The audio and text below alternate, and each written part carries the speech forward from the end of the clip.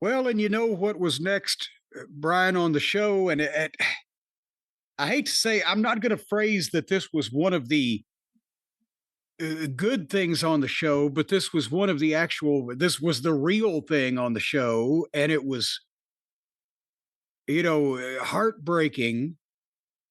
But Adam Cole, I guess they had announced beforehand, maybe the day before or whatever, that he wasn't going to be cleared to wrestle and they were going to crown a new TNT champion or whatever. But he came out, did the entrance, so the people knew, and the announcers were talking about it. And he was choked up from the start. And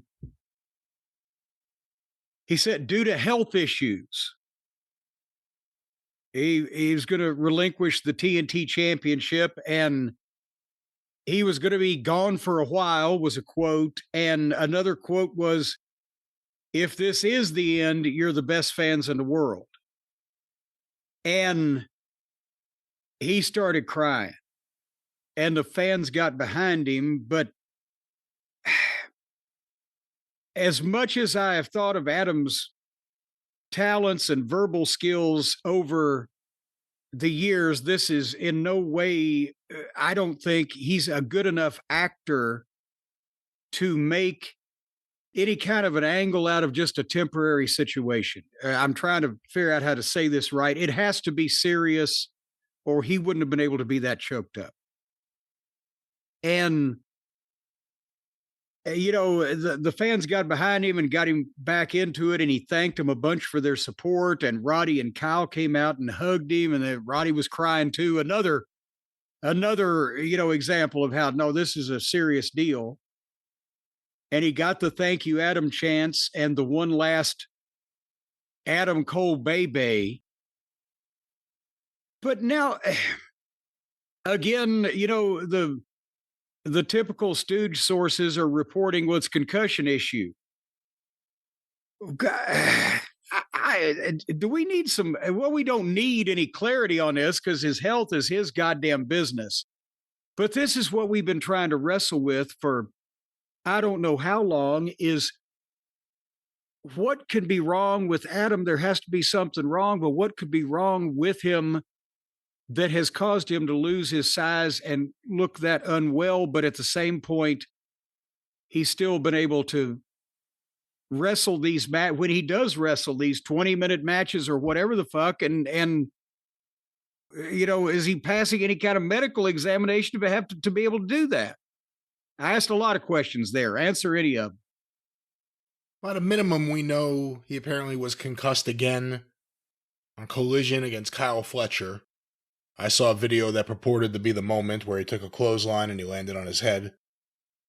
This comes off him having that apron spot a few weeks back, where he took the back of the apron just right on the back of his head. I mean, there's just the worst part of the apron on the worst part of the head. It looked really bad. So the concussion issues certainly are real.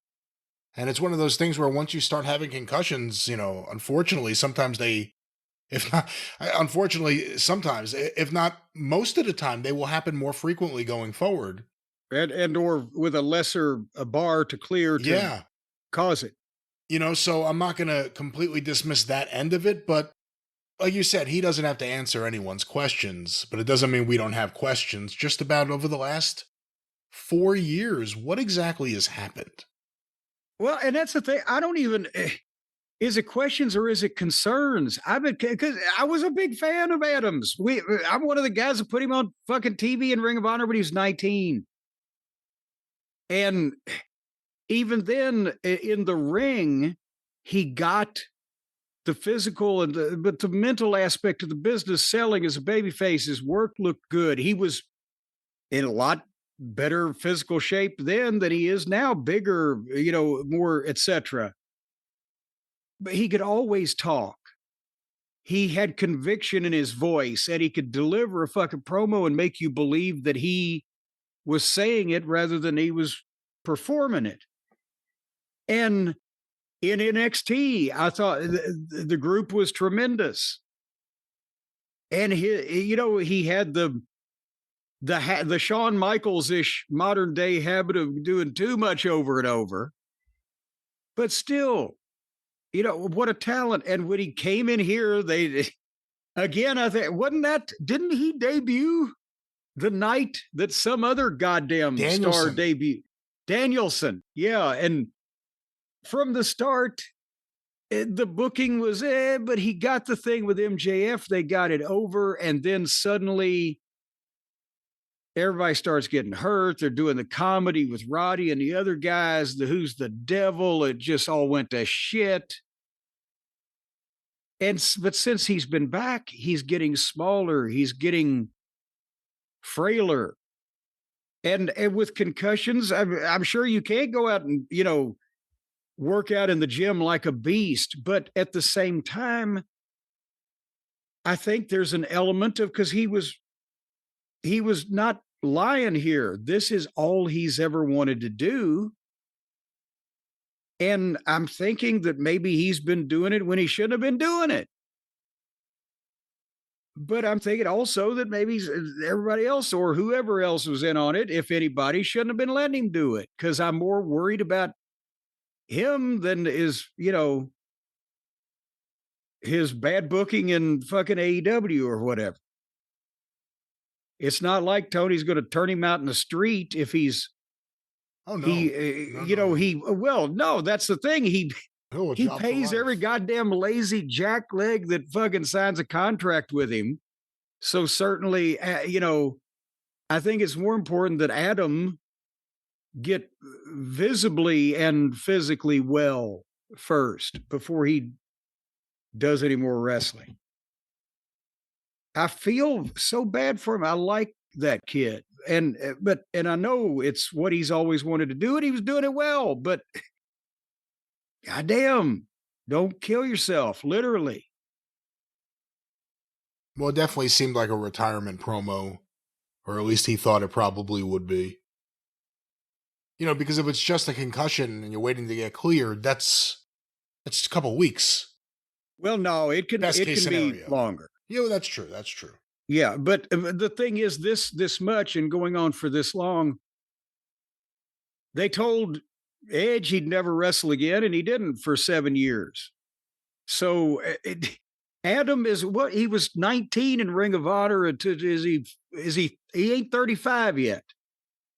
So, goddamn, instead of permanently damaging your brain, and you've got a secure spot with a contract with a company that doesn't, to sometimes its detriment, kick anybody out the door, let your goddamn brain heal for a while, a good while.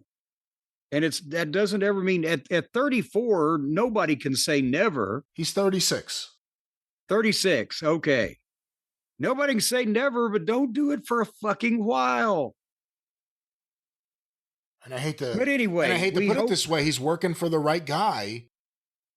That if you love wrestling and the best thing for you is not to wrestle, or you can't because you can't get medically cleared, there will be something for him to do. He could be involved. He can't take bumps. And he doesn't even have to be on camera. He could maybe just play video games on YouTube on AEW's behalf. I mean, Tony, I'm being serious. Tony would keep him around to help. Wait a minute. He would play video games on? No, he wouldn't. But think about this.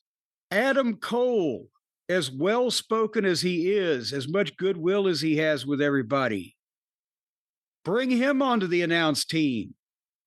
Or Adam Cole, as much as everybody likes him, make him a match producer. Goddamn, I'd rather have his fucking kicking out 18 super kicks than fucking Moxley and his fucking Nick Gage trash sideshow bullshit mentality. He can stay. And you know what they said in the WWF? Vince wanted to make him a manager. For Keith Lee. They do a lot of stringent medical testing. It just occurred to me, did they maybe see something? But why you can't make him a heel now? You don't need a babyface manager, but as a member of the broadcast team, as a member of the production staff, as a guy to train at first by pointing instead of being a crash test dummy, You know, a guy like Adam Cole is valuable because he's dedicated. But don't let him in the fucking ring for a while. Well, that was a very sad announcement. Obviously, it put the fans in a, the fans weren't expecting it. It was a very sudden thing. I mean, you say it happened before. It was literally right before the pay-per-view. They announced all of a sudden it was a 4-way, that he wasn't cleared. And then the story just kind of came together as it happened live.